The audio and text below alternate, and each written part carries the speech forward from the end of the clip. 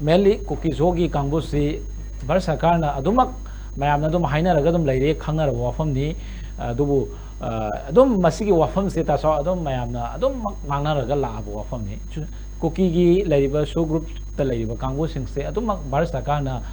khara free the thadu e haibagi wafam se adum hainai adum handak ikui kui ringi mamangda makoina amu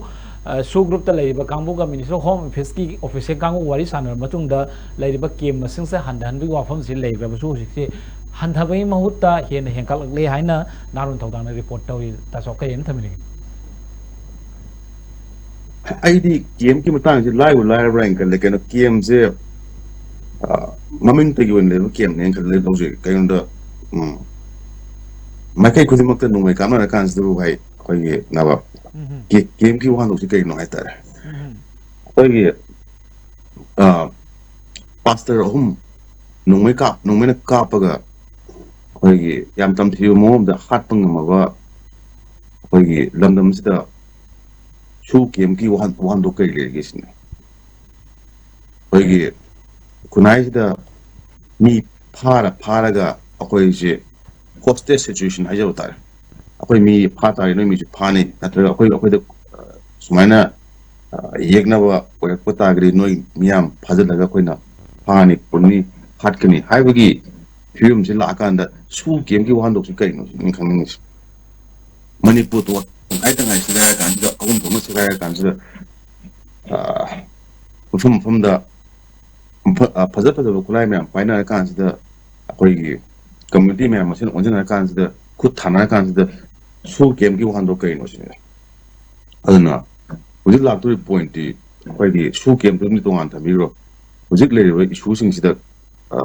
kamain to duna jingim phom sing sida koi peace and koi law and order si kamain han do ge kulai pai budi su game to piro koi ek akoi tampak ta na baching ni rian sing jile do kulai me am do nung we police na kabok phat pada akoi u phangi dine koi gi adu phange noi masa phange aso phange bom phange adu phange ada phange adu gi sanitize to no kana ba kana kyam kuina changmi dori ge haina akoi hangjini nge ching tang se de ana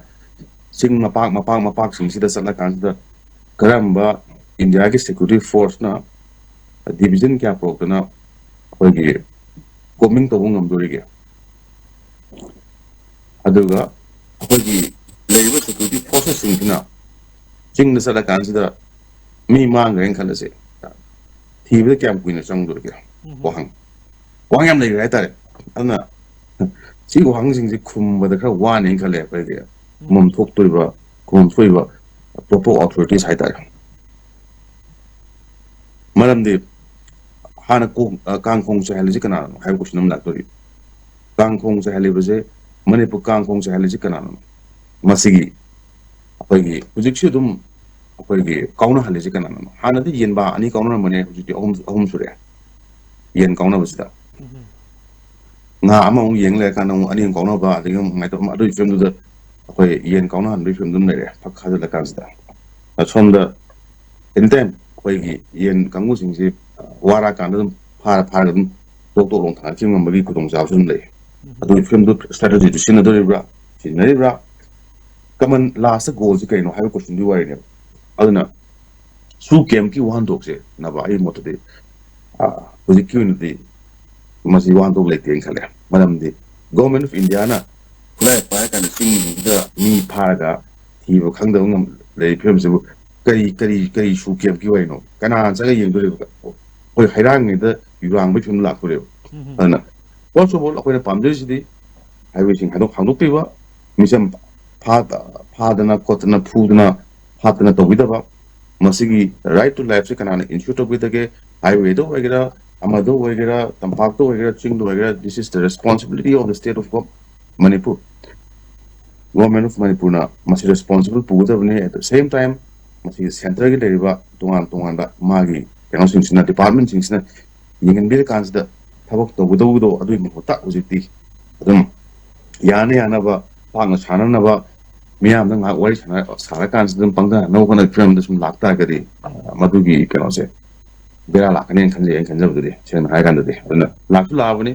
ꯃꯤꯌꯥꯝꯁꯨ ꯋꯥꯅꯔꯕꯅꯤ ꯀꯌꯥꯝ ꯀꯨꯏꯅ ꯈꯥꯡꯈꯤꯗꯧꯔꯤꯒꯦ ꯍꯥꯏꯕ ꯀꯣꯏꯁꯟꯒꯤ ꯋꯥꯔꯤꯅꯤ ꯍꯧꯖꯤꯛ ꯃꯅꯤꯄꯨꯔꯗ ꯁꯤꯃ ꯅꯨꯡꯉꯥꯏꯔꯦ ꯍꯥꯏꯕꯗꯤ ꯑꯩꯅ ꯈꯟꯕꯗ ꯂꯩꯔꯝꯗꯧꯗꯤ ꯃꯥꯟꯗꯦ ꯑꯦꯛꯁꯦꯞ ꯀꯔꯤ ꯍꯥꯏꯇꯥꯔꯦ ꯍꯧꯖꯤꯛꯀꯤ ꯂꯥꯡꯒꯣꯜꯗ ꯂꯩꯕ ꯑꯩꯈꯣꯏꯒꯤ ꯃꯌꯥꯝꯁꯦ ꯀꯕꯣꯀꯪ ꯌꯦꯡꯕ ꯆꯠꯅꯩꯗꯅ ꯑꯩꯈꯣꯏꯒꯤ ꯑꯗꯨꯋꯥꯏꯗ ꯀꯕꯣꯀꯪ ꯉꯥꯛꯇ ꯌꯦꯡꯅꯔ ꯀꯥꯟꯁꯤꯗ ꯃꯅꯤꯄꯨꯔꯒꯤ ꯐꯖꯔꯕ ꯐꯤꯂꯝꯗꯣ ꯃꯌꯥꯝ ꯉꯥꯏꯍꯥꯛ ꯅꯨꯡꯉꯥꯏꯖꯗꯅ ꯈꯣꯠꯇꯅ ꯀꯕꯣꯀꯪ ꯃꯃꯥꯡꯗ ꯐꯣꯇꯣ ꯀꯥꯞꯄ ꯅꯠꯇ ꯇꯥꯔꯒꯗꯤ ꯍꯧꯖꯤꯛ ꯑꯩꯈꯣꯏ ꯎꯄꯥꯏ ꯂꯩꯇꯦ ꯑꯗꯨꯅ ꯌꯥꯝ ꯂꯨꯔꯤꯁꯦ ꯑꯩꯈꯣꯏ ꯍꯥꯟꯅꯗ ꯁꯣꯛꯑꯝꯕ